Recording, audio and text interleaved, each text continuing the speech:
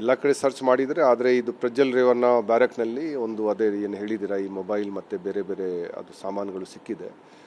ಇದರ ಸಲುವಾಗಿ ನಮ್ಮ ಪ್ರಕಾರ ಅವನು ಯೂಸ್ ಮಾಡ್ತಿದ್ರೆ ಅಲ್ಲಿ ಯಾರು ನಮ್ಮ ಅಧಿಕಾರಿಗಳು ಇರ್ತಾರೆ, ಸಿಬ್ಬಂದಿಗಳು ಇರ್ತಾರೆ, ಅವ್ರ ಗಮನಕ್ಕೆ ವಿಷಯ ಇರಬೇಕು.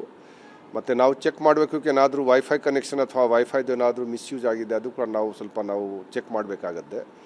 ಮತ್ತು ಈ ವಿಷಯ ತಿಳಿದ ಕೂಡಲೇ ನಾವು ನಿನ್ನೆ ಅಲ್ಲಿ ಏನು ಇನ್ಚಾರ್ಜ್ ಇದ್ದರು assistant superintendent of prison Hiranna Rangapur, ಅವನಿಗೆ ನಾವು ಸಸ್ಪೆಂಡ್ ಮಾಡಿದ್ವಿ. ಮತ್ತು ಈಗ ಅಲ್ಲಿ ಅನ್ಸು ಕುಮಾರ್ ಅವರಿಗೆ ಕೂಡ ನಾವು ಈ ಸೋ ಕಾಸ್ ನೋಟಿಸ್ ನಾವು ಇಶ್ಯೂ ಮಾಡಿದ್ವಿ. ಯಾಕೆಂದರೆ ಇದರ ಬಗ್ಗೆ ನಾವು ಬಹಳ ಸರ್ತಿ VIP ಕೈದಿಗಳ ಬಗ್ಗೆ ಎಚ್ಚರಿಕೆಯಲ್ಲರಿಗೆ ನಾನು ನಮ್ಮ ಮೀಟಿಂಗ್ಸ್ನಲ್ಲಿ ಮತ್ತು ಅಲ್ಲಿ ಭೇಟಿ ಮಾಡುವಾಗ ನಾನು ಕೊಟ್ಟಿದ್ದೇನೆ.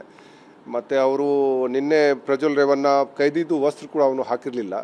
ಅದರ ಬಗ್ಗೆ ಕೂಡ ನಾನು ಮೇ ತಿಂಗಳಿನಲ್ಲಿ ಅಲ್ಲಿ ಒಂದು ಮೆಮೊ ಇಶ್ಯೂ ಮಾಡಿದ್ದೇನೆ. ಕಡ್ಡಾಯವಾಗಿ ಎಲ್ಲರೂ ಕೈದಿದ್ದು ವಸ್ತ್ರ ಏನಿದೆ ಅದು ಹಾಕಬೇಕು. ಇದರ ಬಗ್ಗೆ ಕೂಡ ನಿರ್ಲಕ್ಷ್ಯ ತೋರಿಸಿದ್ದಾರೆ. ಸೊ ಇದೆಲ್ಲ ವಿಷಯ ಸಲುವಾಗಿ ನಾವು ಒಂದು ಕುಲಂಕುಷವಾಗಿ ತನಿಖೆ ನಡೆಸಲಿಕ್ಕೆ DIG ಖನ್ಗಾವಿ ಅವರಿಗೆ ನಾವು ಇದು ಕೆಲಸವನ್ನು ನಾವು ಕೊಟ್ಟಿದ್ದೀವಿ. ಸೊ ಸದ್ಯಕ್ಕೆ ಮೇಲ್ನೋಟಕ್ಕೆ ನಾವು ಯಾರು ಅಲ್ಲಿ ಉಸ್ತುವಾರಿ ಇದ್ದರು ಅವರಿಗೆ ಮತ್ತು ಯಾರಿಗೆ ನಾವು ಮೆಮೊ ಮೊದಲೇ ಇದು ಇಶ್ಯೂ ಮಾಡಿದ್ವಿ ಅವ್ರ ಮೇಲೆ ಕ್ರಮ ಜರುಗಿಸ್ತೀವಿ. ನಮ್ಮ ಸಿಬ್ಬಂದಿಗಳು ಏನಾದರೂ ಏನಾದರೂ ಬೇರೆ ಸೌಲಭ್ಯಗಳು ಕೂಡ ಏನಾದರೂ ಒದಗಿಸ್ಕೊಡ್ತಿದ್ರು ಅಥವಾ ಬೇರೆನವರು ಅವ್ರಿಗೆ ಏನಾದರೂ ಸೌಲಭ್ಯಗಳು ಒದಗಿಸ್ಕೊಡ್ತಿದ್ರು, ಅದರ ಬಗ್ಗೆ ಕೂಡ ನಾವು ಪರಿಶೀಲನೆ ಮಾಡಿಕೊಂಡು ಅವ್ರ ಮೇಲೆ ನಾವು ಕ್ರಮ ತಗೊಳ್ತೀವಿ. ಮತ್ತು ಇದೆಲ್ಲ ಘಟನೆಯಿಂದ ಇದು ಇದು ಕಾರಾಗೃಹ ಮತ್ತು ಸುಧಾರಣೆ ಸೇವೆ ಇಲಾಖೆಗೆ, ಸರ್ಕಾರಕ್ಕೆ ಎಲ್ಲರಿಗೂ ಒಂದು ಮುಜುಗರ ಆಗತ್ತೆ.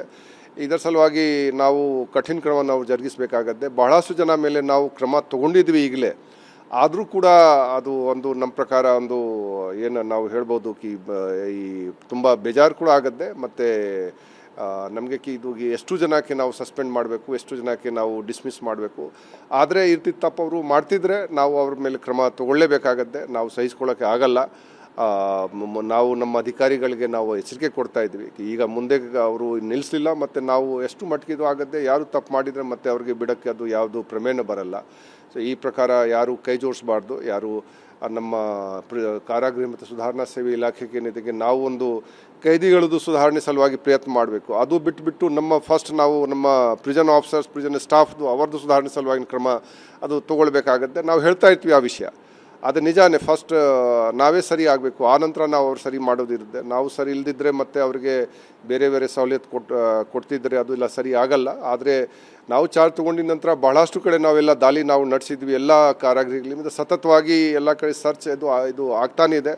ಆದರೆ ಹಳೇ ಮೊಬೈಲ್ಗಳನ್ನು ಇನ್ನೂ ನಮ್ಮ ಪ್ರಕಾರ ಈ ಪೂರ್ತಿ ಕ್ಲಿಯರೆನ್ಸ್ ಇನ್ನೂ ಆಗಿಲ್ಲ. ಈಗ ಈ ಪದೇ ದಾಳಿ ಮಾಡಿದ ಸಂದರ್ಭದಲ್ಲೆಲ್ಲ ಮೊಬೈಲ್ಗಳು ಪತ್ತೆ ಆಗ್ತಿದೆ ಅಂತ ಹೇಳಿದ್ರೆ, ಈ ಹಿಂದೆ ಸರ್ಕ್ಯುಲೇಟ್ ಆಗಿರ್ತಕ್ಕಂಥ ಸುಮಾರು 100ಕ್ಕೂ ಹೆಚ್ಚು ಮೊಬೈಲ್ಗಳು ಒಳಗಡೆ ಇದಾವೆ ಅಂತೇಳಿ ಇನ್ನೂ ಕೂಡ ಅನುಮಾನ ಮೂಡ್ತಾ ಇದೆ ಸರ್. ಆ್ಯಕ್ಚುಲಿ ಅದು ನಮಗೆ ಕೂಡ ಇದೆ ಇನ್ನೂ ನಾವು ಯಾವ ಟೈಮ್ಗೆ ಸರ್ಚ್ ಮಾಡಿದರೆ ರಾತ್ರಿ ಕೂಡ CCV ಸರ್ಚ್ ಮಾಡಿದ ನಂತರ ಮತ್ತೆ ನಾವು ಸರ್ಚ್ ಮಾಡಿದ ನಂತರ ಅದೇ ಹೈ ಸೆಕ್ಯೂರಿಟಿ ಪ್ರಿಸನ್ಲಿ 2 ಮೊಬೈಲ್ ಸಿಕ್ಕಿದೆ, ಅದು ಹೊರಗಡೆ.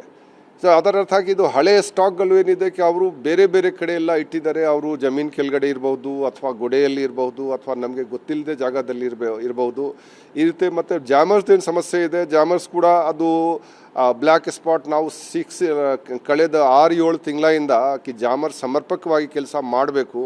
ಈ ಪ್ರಿಸನ್ ಒಳಗಡೆ ಎಲ್ಲ ಕಡೆ ಜಾಮರ್ ವರ್ಕ್ ಆಗಬೇಕು. ಆದರೆ ಅದು ಕೂಡ ಇದು ಆಗ್ತಾ ಇಲ್ಲ. ಅದು 2G ಜಾಮರ್ ಹಾಗೆ ಇದು ಎಲ್ಲ ಮೊದಲೇ ಅಳವಡಿಸ್ಕೊಂಡಿದ್ದರು. ಅದು ಅಪ್ಗ್ರೇಡ್ ಮಾಡಿ ಈಗ 4G 5G ಮಾಡಿದ್ದಾರೆ. ಆದರೆ ಅಪ್ಗ್ರೇಡ್ ಮಾಡಿದರೂ ಕೂಡ ಅದು 100% ಏನಿದೆ ಬ್ಲಾಕ್ ಅದು ಆಗ್ತಾ ಇಲ್ಲ.